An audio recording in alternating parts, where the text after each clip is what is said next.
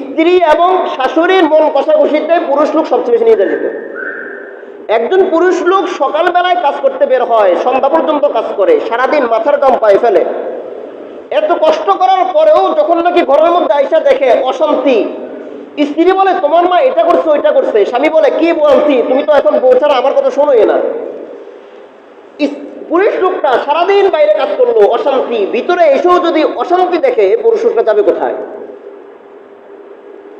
এই জন্য স্ত্রী যদি, একজন পুত্রবধূ যদি মনে করে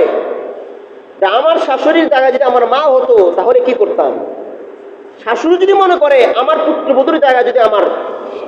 মেয়ে হতো তাহলে আমি কি করতাম, তাহলে ওই সংসারের মধ্যে কখনো অশান্তি হওয়ার কথা না। আপনি দেখেন মানে কত বড় একটা আশ্চর্যের বিষয়, একজন পুত্রবধূ যখন নাকি শ্বশুর বাড়ি ছেড়ে বাপের বাড়িতে যায়,